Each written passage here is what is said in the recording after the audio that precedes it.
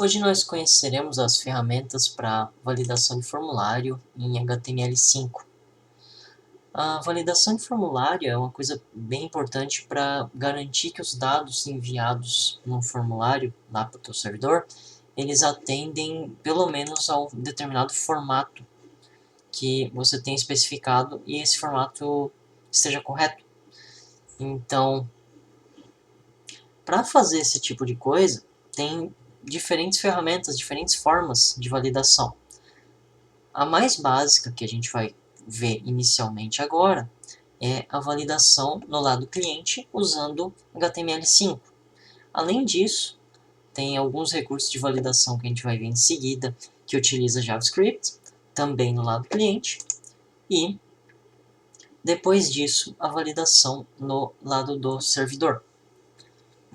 Na prática, é importante ter as duas formas de validação funcionando adequadamente, porque a validação do cliente ela é uma conveniência, principalmente para o cliente, visto que com uma validação sendo feita diretamente no navegador, nós temos a vantagem de não ter que esperar na hora de enviar o formulário para descobrir se tem uma informação errada, porque o navegador vai processar instantaneamente de não enviar a informação, a menos que a validação do navegador, a validação local, passe.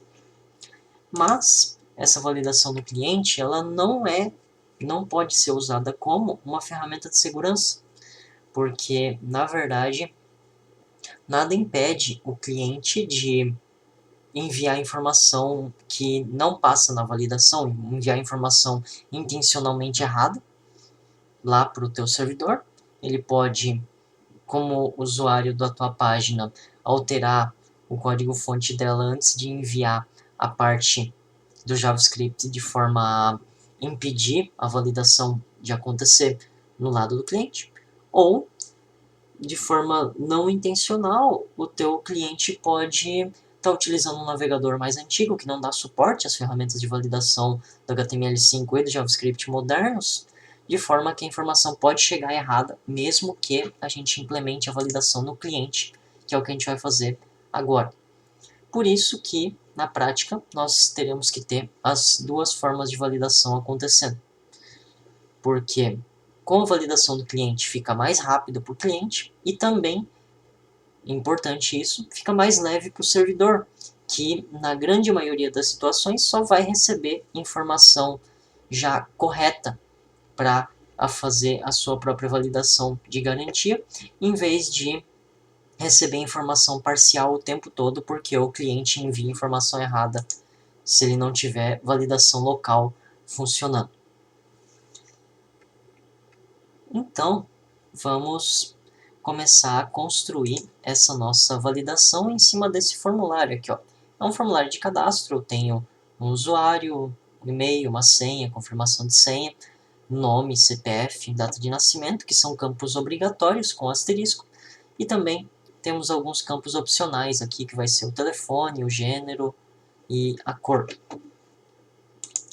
Esse formulário aqui, então, ele tem esse código-fonte, que é o código onde nós temos um label para cada campo e um campo de entrada para cada campo.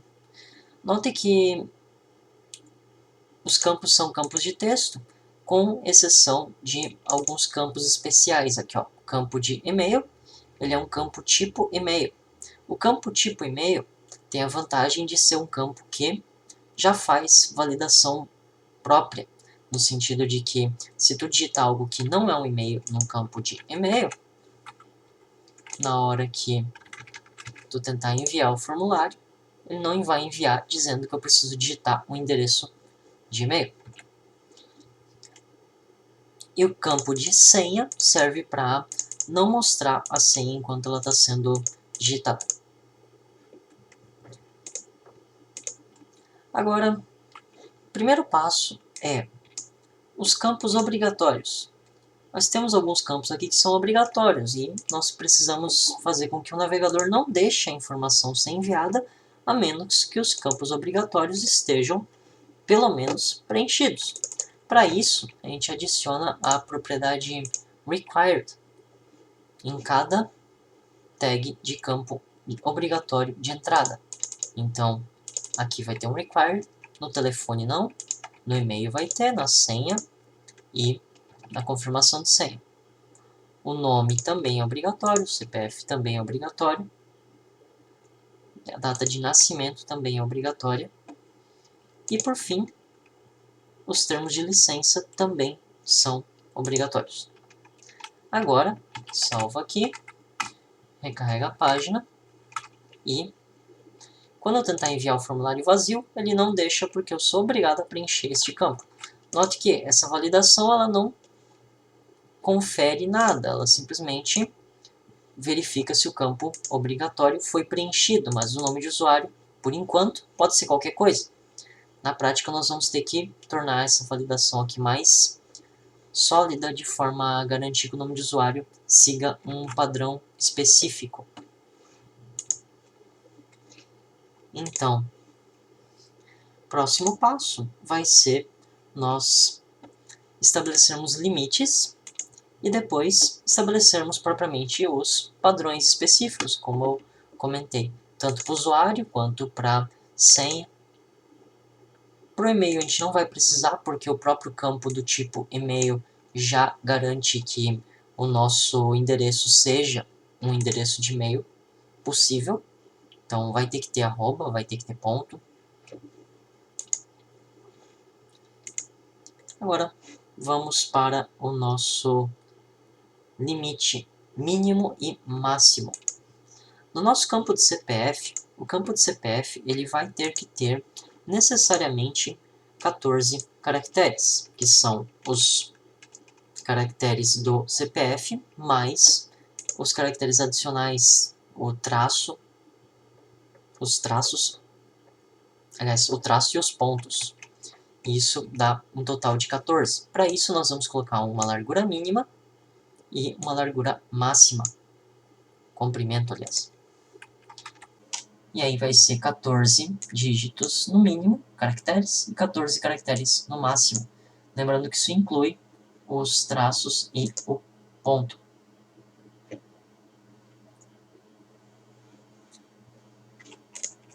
Aí salva e na hora de reenviar o nosso formulário, percebam que o usuário é obrigatório, o e-mail é obrigatório, a senha é obrigatória,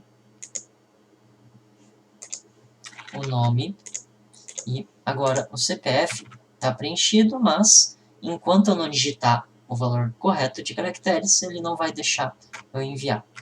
Se eu tentar escrever mais que o correto, que o valor máximo permitido, ele não vai deixar eu escrever. Então, ele para aqui.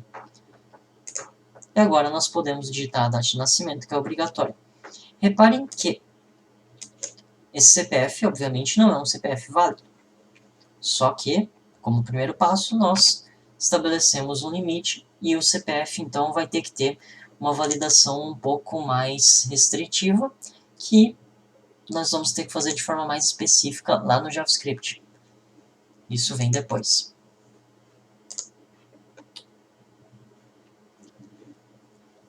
Por fim, antes de nós fazermos propriamente a validação lá no JavaScript, vamos estabelecer os padrões requeridos tanto para o usuário quanto para senha. Para estabelecer um padrão, o HTML5 dá suporte a um negócio chamado expressão regular. E aí, as expressões regulares são ferramentas bastante poderosas para fazer esse tipo de coisa, para estabelecer um padrão e verificar se uma informação segue ao determinado padrão. A gente não vai parar para estudar a fundo as expressões regulares e como elas funcionam, mas, em vez disso, nós vamos utilizar algumas expressões regulares que existem prontas aqui, ó, nesse link que eu acabei de colocar aqui, do Digital Fortress, e aqui nós temos expressões regulares, e elas são assim, ó, elas são uma expressão que serve para identificar se uma determinada string ela atende aos requisitos que tu definiu. Para a nossa senha, a gente pode usar essa expressão aqui, ó, de complexidade moderada. Uma letra minúscula, uma letra maiúscula, um número e pelo menos 8 caracteres ao todo. Então, lá no nosso campo de senha, a gente vai fazer o seguinte, a gente vai adicionar pattern igual e aqui dentro vai a nossa expressão regular. Reparem que na expressão tem uma barra no início e uma barra no final. Lá dentro do pattern, a gente não vai incluir essas barras do início e do final. No nome de usuário, também vou utilizar uma expressão regular, só que vai ser mais simples. Vai ser letra maiúscula, letra minúscula, número e apenas isso. Não é tão restritiva quanto o nossa senha. Isso é tudo então para a parte de validação em HTML5. Na nossa aula seguinte a gente vai ver como é que faz para validar de forma mais precisa, então, utilizando alguns recursos de JavaScript. Já que, por exemplo, por enquanto, funciona, mas a implementação que a gente tem até o momento, ela aceita dados que não são exatamente corretos, do tipo qualquer idade, inclusive uma idade de uma data futura, é aceita e nós não vamos poder deixar isso acontecer. Isso fica para a próxima aula, então. Até mais.